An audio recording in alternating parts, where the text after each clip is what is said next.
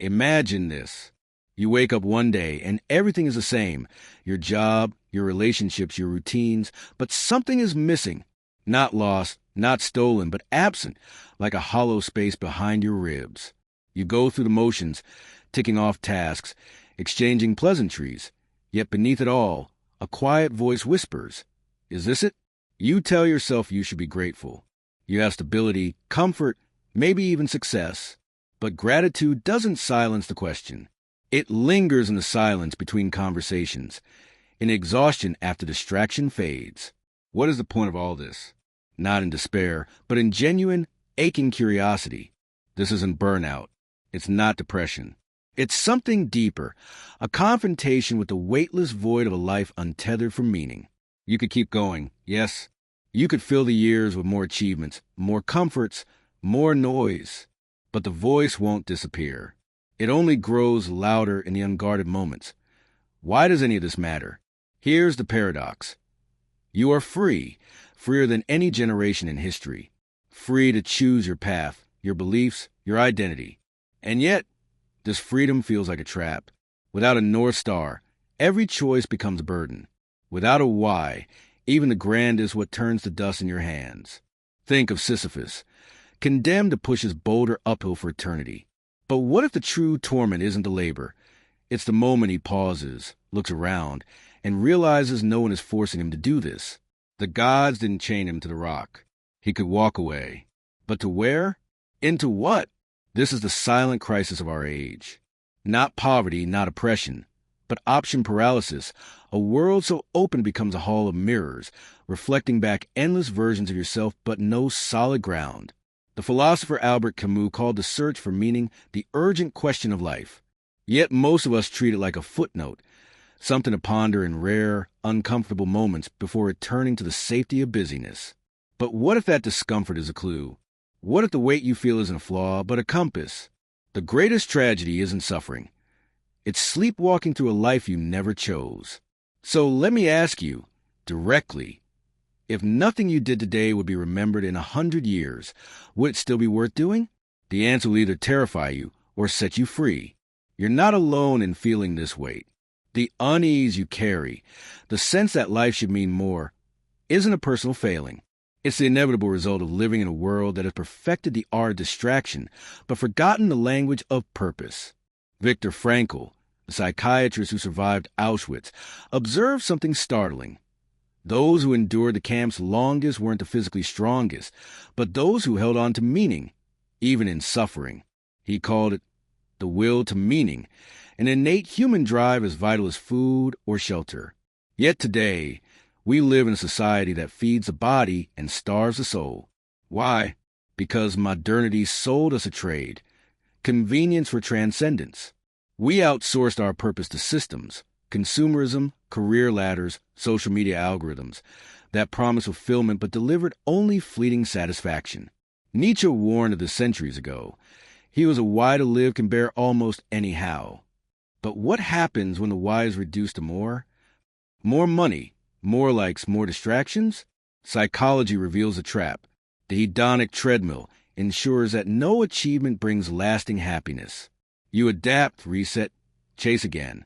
Meanwhile, cognitive biases like social comparison keep you running toward goals you didn't choose, measuring your life against illusions.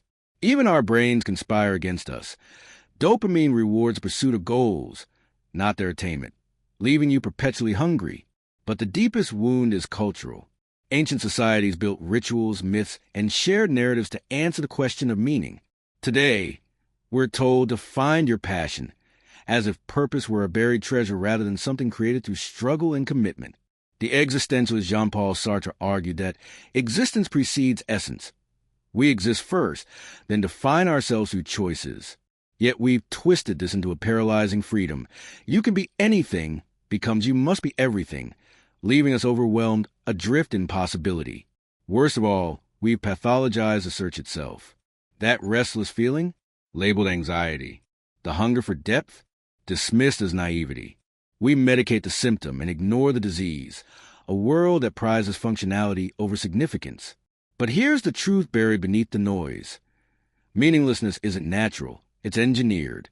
You weren't born empty. You were emptied by systems that profit from your consumption, by a culture that fears stillness, by a mind tricked into mistaking motion for progress. The weight you feel isn't the absence of meaning. It's the presence of its ghost. A reminder of what was stolen, a signal, and signals demand a response. The real danger of a life without meaning isn't despair. It's quiet surrender, a slow erosion of the self, so subtle you might not notice until one day you wake up and no longer recognize the person you become. Consider this. Studies show that people who lack a sense of purpose are more prone to chronic stress, cognitive decline, and even early mortality. Your body reacts to existential emptiness as if it were a physical threat. The mind, when untethered from deeper significance, will cling to anything to fill the void. Obsessions, addictions, manufactured dramas. Look around. The modern world is a testament to this. Compulsive scrolling, binge culture, the rise of performative outrage. These aren't just bad habits. They're meaning substitutes. Neuroscience reveals why.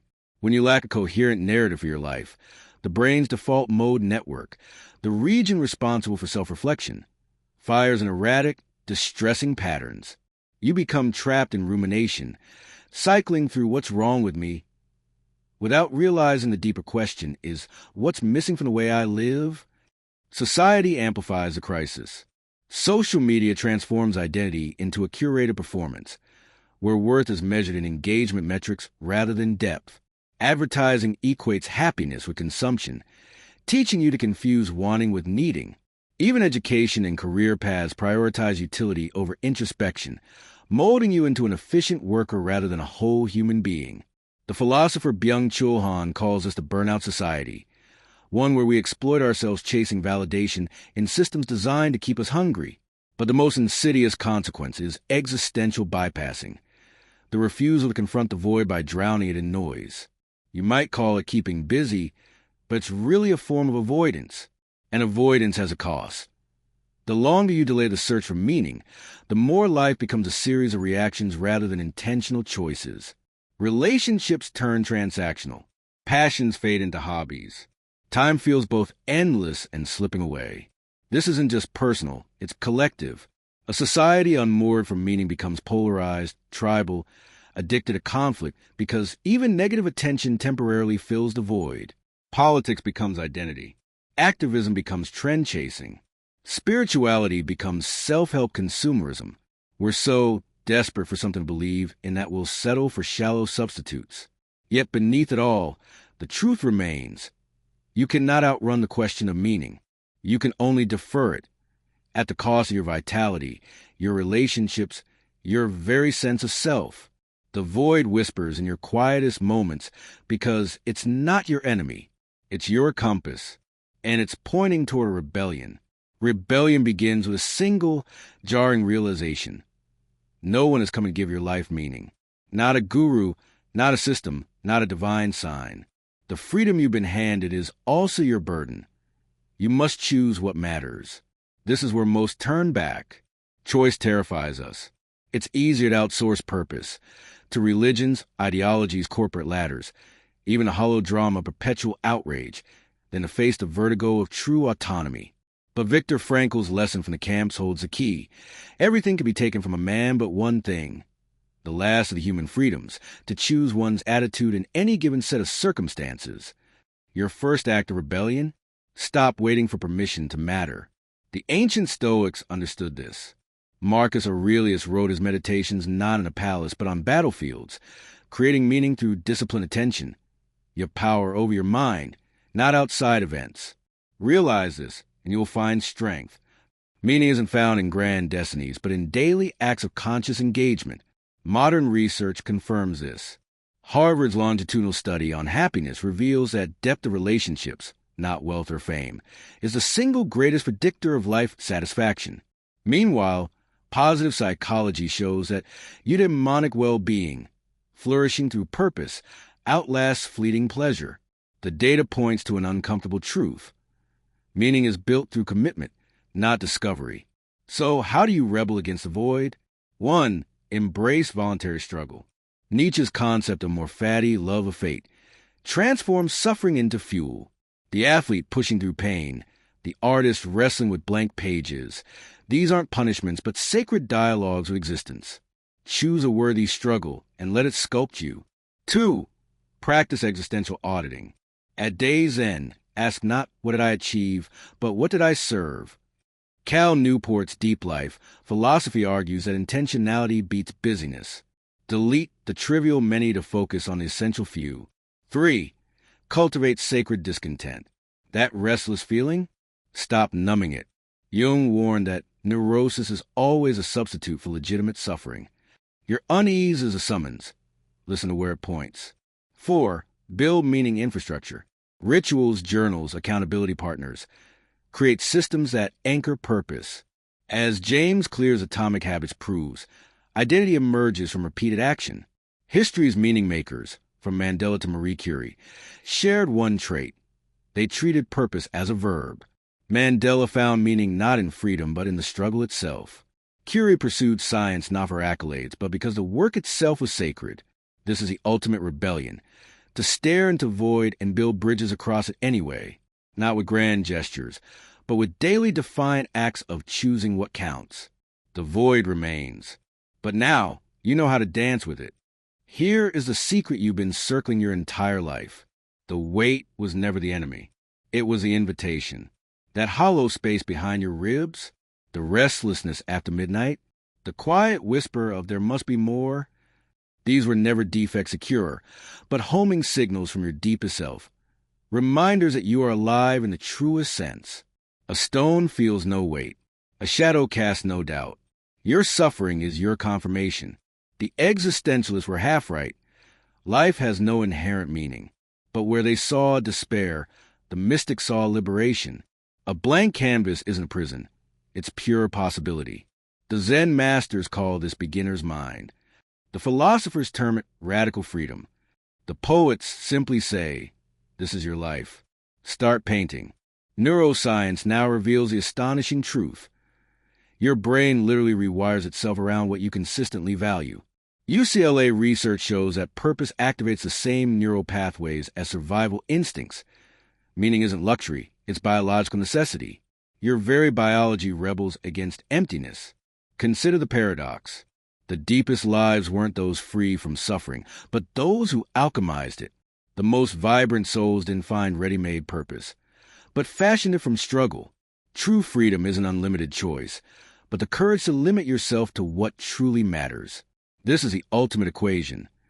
Meaning equals attention plus intention over time. Not epiphanies, not destinies. Just daily, stubborn acts of saying this matters until the universe leans in to agree. The sculptor doesn't find the statue in the marble. She commits to revealing it. So here is your final realization. You've been waiting for a sign when all along you were the sign. That weight you carry, it's not the absence of meaning. It's the presence of your humanity knocking. Every moment of existential dread was actually existential potential in disguise. The void wasn't your opponent. It was a sacred space where creation begins. Now the choice is yours. Will you keep numbing the weight with distractions? Or will you finally recognize it for what it is? The gravitational pull of your unlived life, calling you home.